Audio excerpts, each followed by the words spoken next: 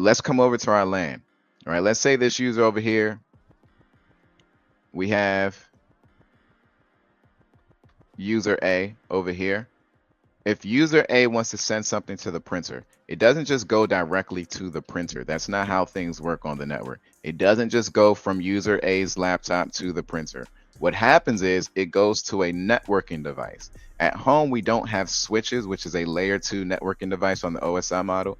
At home, we have routers, which do behave as switches for us. But I will use the term switches. At home, we don't have switches, we have routers, but routers do perform the functions of a switch for us at home. But I'm going to use the term switch for the sake of the OSI model. When we print something, it is going to leave our laptop, that data, that request to that printer job request is going to leave our laptop and go to the switch, or at home, a router. And then from there, the switch or the router is going to send that job request to the printer. That is how the data goes from computer A or person A to the printer. It doesn't just directly go to the printer. It goes from layer 1 of the OSI model, which is the physical layer, our physical device, the data leaving our physical device, to layer 2 of the OSI model. That's the switch. At home, we're going to use the router at layer 2, then to the printer, and we can go walk over to the printer and print out our information.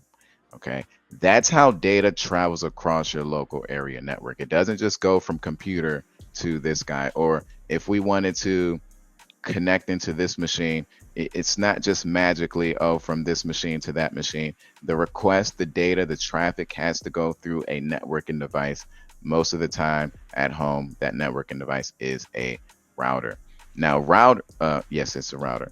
Now switches, layer 2 switches, if you wanted to go to Instagram.com, Facebook.com, your request is going to go to that switch. The switch is not smart enough to send that, or at least layer 2 switches, they're not smart enough to send that request to the internet. So what it's going to do is send it to the router, right? The router is going to send that request to the internet on your behalf. All right, switches don't send traffic. Layer 2 switches do not send traffic to the internet. Layer 3 switches can. They can work on the layer 3 of the OSI model, but at home we don't have switches, so the router is going to do everything. The router is going to do everything. If you wanted to manage your servers over here, in other words, you wanted to update this web server, you wanted to update this database server, you would connect to it, right? You can use different remote protocols such as SSH or RDP, depending on what type of operating system is over here. You can use these protocols to SSH into these devices, to RDP into these devices. In other words, to establish a remote session with these devices. Okay, you could do that, but once again, that SSH or RDP request is going to go to the switch, and then to the router, and then to that device. Okay, and you could manage this device remotely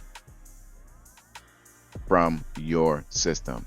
In a large and mature enterprise, there's probably going to be a jump box over here and some VPN connection to secure all of your access over here, but we won't get into that. We want to keep this really simple. Networking 101.